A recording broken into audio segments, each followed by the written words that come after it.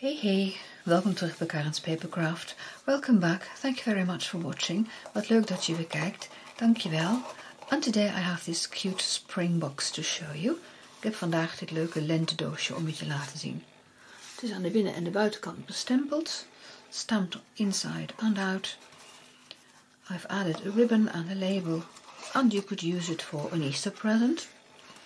Ik heb er een lintje bij gedaan en een labeltje. Je kunt het gebruiken als een paascadeautje. Dat kan natuurlijk met wat eitjes erin. You can put some eggs in. And it is possible to slide the ribbon back on. En je kunt er het lintje weer omheen schuiven.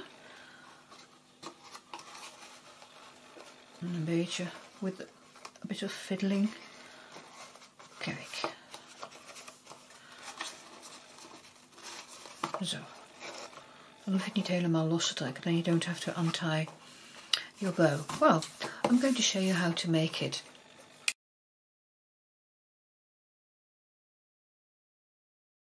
I've done some preparation before. Ik heb al werk vooraf gedaan.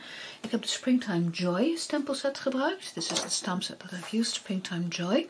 And what I've done is I've put those 4 small images on my block. This is the D block. Ik heb die 4 kleine afbeeldingjes op mijn blok gezet.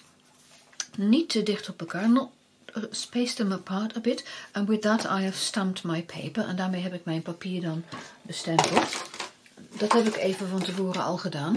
I've done that beforehand, I should say.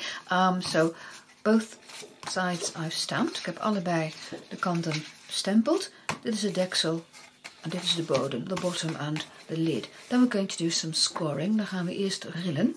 Laat ik dan maar beginnen met de bodem. Let me start with the bottom. This is a piece of cardstock pool party in 9 1/8 of an inch by 8 1/4, and I'm going to score it on all 4 sides at 1.5 and 3 inches. Dus ik ga dat rondom rillen op 1,5 en 3 inch.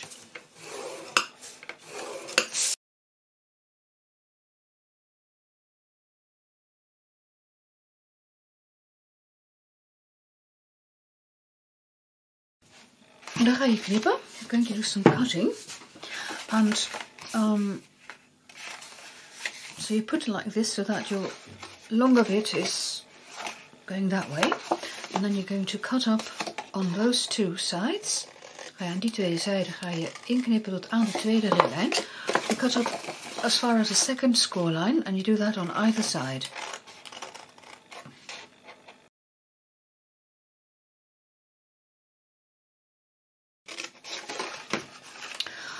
Van deze stukjes, from these bits, you have to wedge them, but a really tiny wedge. Een heel klein stukje schuin eraf knippen. En dat doe je ook aan beide zijden, aan alle 4 de zijden moet ik zeggen, all 4 sides. So let me show you what I mean. So you just cut away that flap with the tiniest of wedges. Then you go around doing this on those 4 pits. Aan die 4 stukjes. Hier ook, een klein beetje eraf, just a tiny wedge. I'm sort of cutting away the scoreline. Ik knip er eigenlijk de rillijn alleen maar vanaf. En als je dan aan de binnenkant knipt, kun je dat het beste zien. If you cut on the inside, you can see that better. So I'm just really cutting away the scoreline. Ik haal alleen maar die rillijn eraf.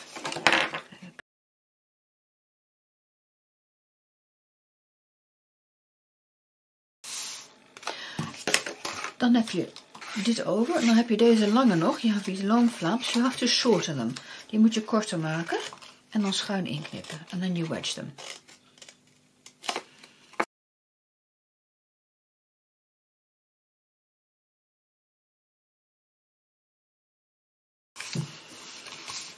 Dan leg je hem zo op je tafel neer. This is how you put it on your table. And you're going to stick the box together. Je gaat het doosje vastplakken. Ik gebruik mijn Seal Plus. Dat is een strong glue, dat is een sterke lijm. Doe ik eerst deze, dus de flapjes lagen zo, hè? The flaps were facing left to right. So you take those 2, the bottom and the top flap, and then you fold it over and you fold it down. Then you fold in these two. Die vouw je naar binnen. En dan ga je daar, daar en daar ook plak zetten. You're going to put down your seal plus there. There. And a bit here. And you repeat.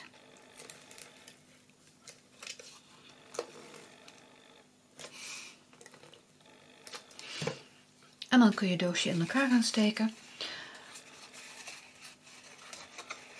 Je kijkt naar de zijkanten. You check if those edges meet up neatly. Of die mooi tegen elkaar aan zitten.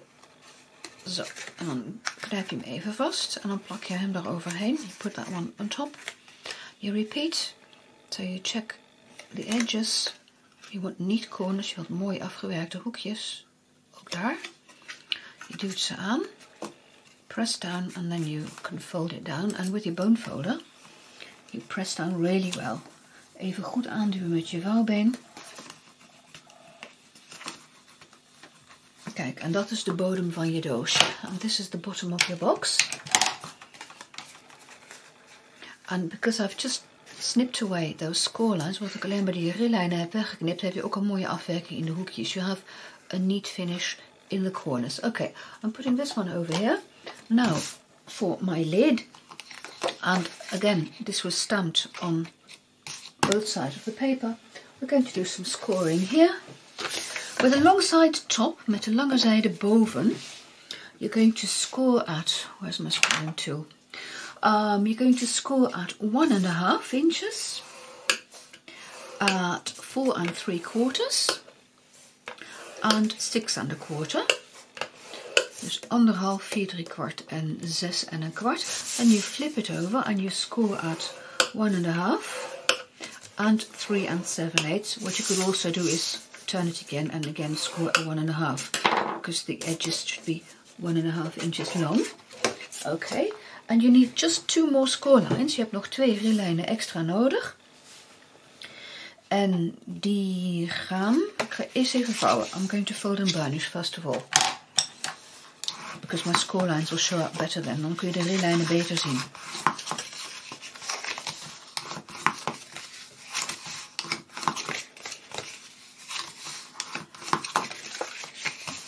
Waar die 2 zitten, where the two,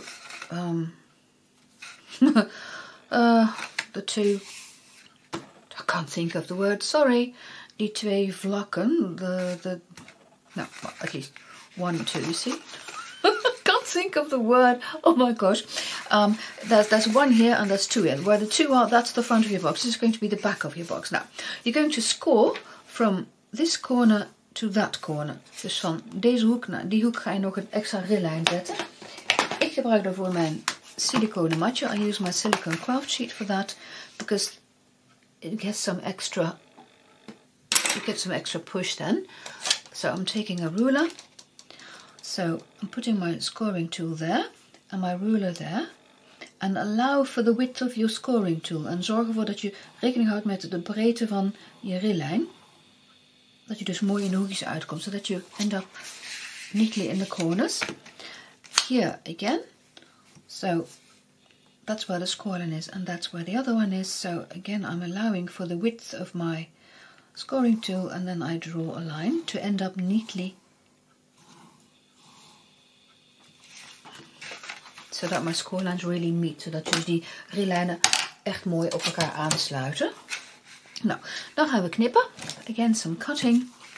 En bij die 2 vlakken, so where the 2 folds are, you cut up as far as the second score line.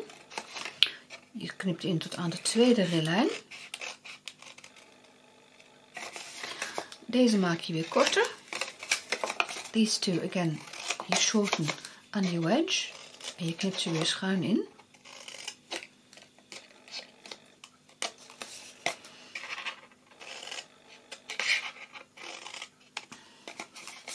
Zelfs nog een beetje korter. I think I can shorten them even a bit more. So. And then this one, tiny wedge. Ook deze weer een heel klein stukje eraf knippen, de rillijn wegknippen. So you cut away the score line. Okay, Now then, this is going to be at the back of your box, and these two squares in the corner you cut off entirely. Die twee vierkantjes in de hoek, die knip je er helemaal af.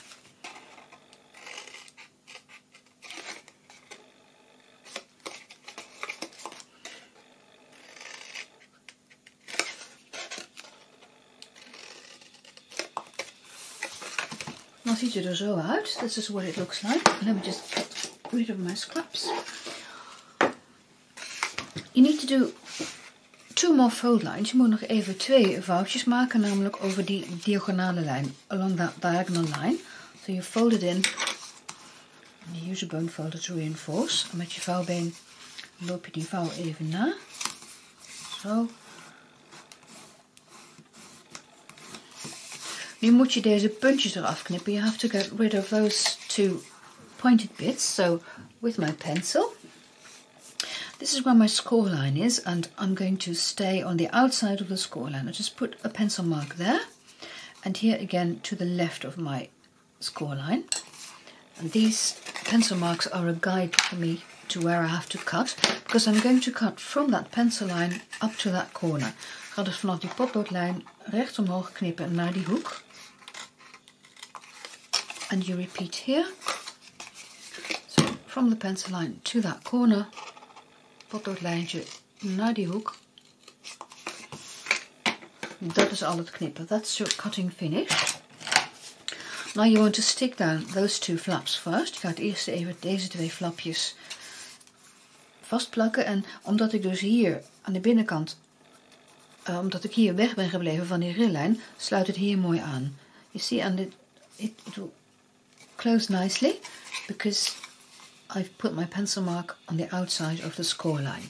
I'm using my tear and tape for this. Ik gebruik hier mijn tear and tape voor. Dan heb ik iets meer controle over waar mijn plak komt. I have just a bit more control where I'm putting down my glue. So along the edge, langs het randje.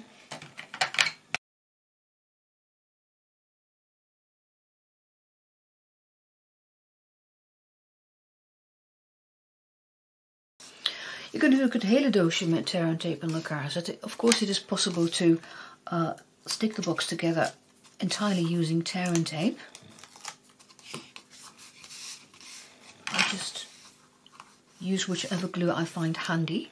Ik gebruik gewoon de plak die ik het handigste vind. En voor dit flapje is dat tear and tape. For this flap it's tear and tape. But for my box I just use my Seal Plus. Maar voor het doosje gebruik ik gewoon de Seal Plus. Die heeft dus voordeel dat je niet steeds die papiertjes hebt. The advantage is that you don't have all these bits of paper. Okay, now then. This is going to be where you attach it to the back of your box. And you can have it on the outside. Then you leave it as it is. Je kan hem op de buitenkant plakken en dan laat je hem zoals die was. Ik ga hem aan de binnenkant stoppen. I'm going to put it on the inside, which means I have to trim this. Dat betekent wel dat ik hem een beetje kleiner moet knippen. Dus hier knip ik ook weer die rillijn weg, een beetje recht omhoog. I'm not really wedging now, I'm just cutting up straight. And then here I'm snipping it off. En daar knip ik hem dan af. Zo. En dan ga ik even kijken of het past. I'm going to check if it fits.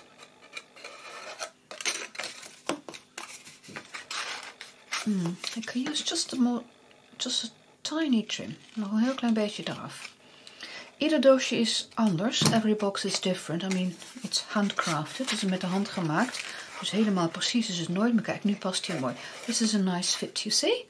Okay, now, I'm not going to stick it in now, because I have to attach the front of the box. Ik moet die voorkant weer vastmaken. En dat is eigenlijk hetzelfde zoals we bij de bodem hebben gedaan. It's the same as we did with the bottom. You just use your Seal Plus.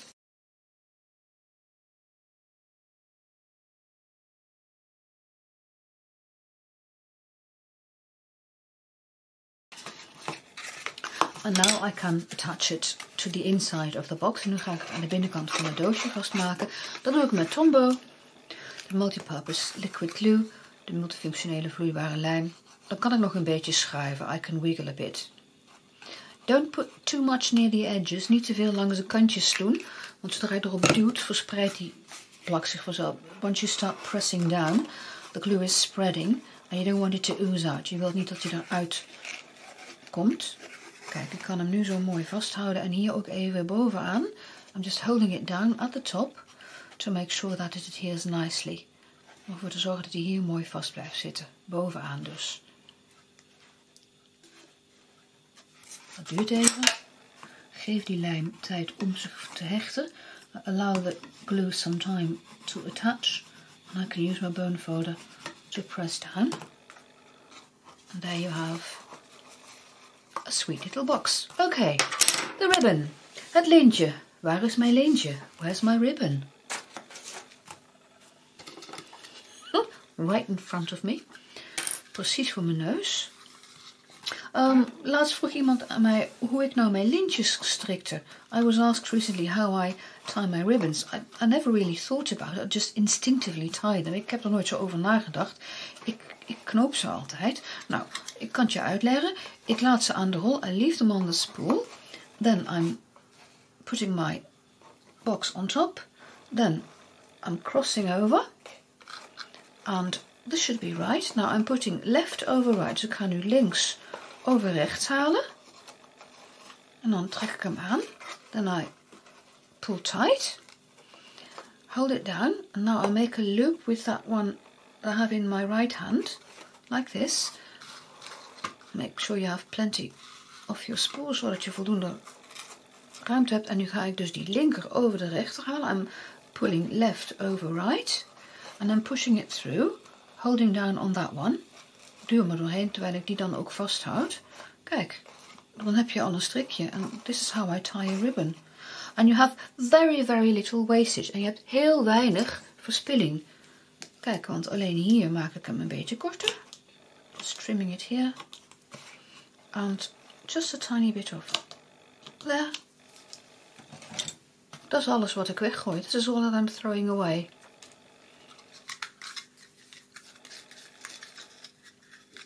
This is, by the way, from the Flower for Every Season combo pack. It's in Just Jade. Het setje bloem voor elk seizoen. Ik ga nog heel even met mijn aansteker ervoor zorgen dat die lintjes niet meer kunnen rafelen. I'm going to make sure with my lighter that my ribbon won't fray. There you go. And now I want a little label. I've already made this one. Ik heb dit al gemaakt. Daarvoor heb ik natuurlijk mijn stempeltje nodig. I need my little chickie. Putting it on an A-block. A scrap of basic white. And I've cut an extra circle of the thick basic white. En ik heb een extra cirkel gestanst van de thick basic white. En ik heb gestanst met de stitched shapes. En dan de kleinste ronde. The smallest circle of the stitched shapes.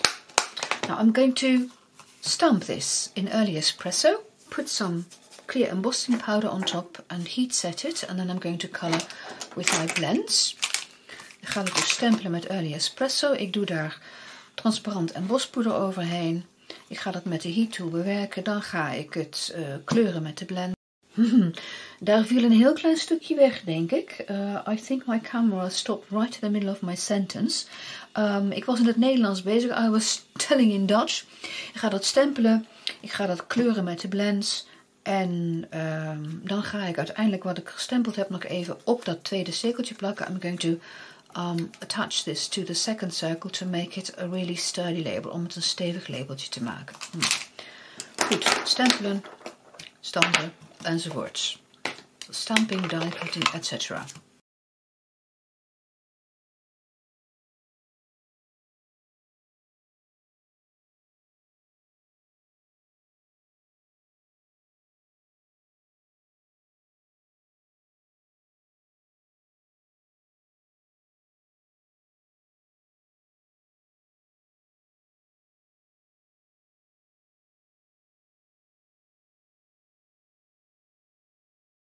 Door het zo nog een achterkantje te geven, by giving it an extra back, you don't see the coloring anymore. Dan zie je niet meer het kleuren van die blends.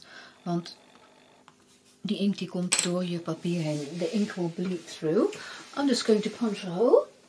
Ga even een gaatje ponzen. Oh, Je kon zien dat ik mijn raspapier heb gebruikt. I've used my grid paper to determine where I want my hole.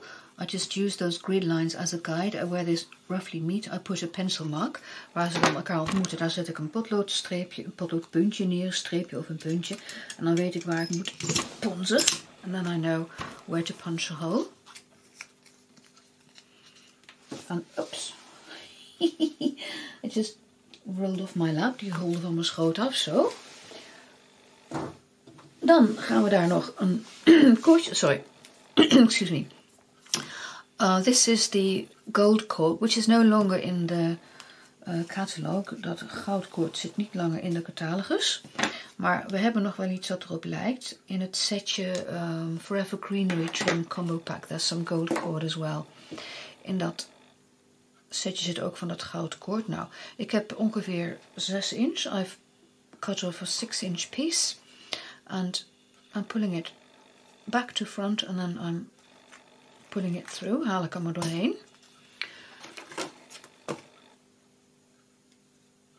Eentje haal ik onder mijn lintje door. One I just pull under my ribbon. And now all I have to do is just tie a knot. En ik maak gewoon een knoopje. Een gewone platte knoop.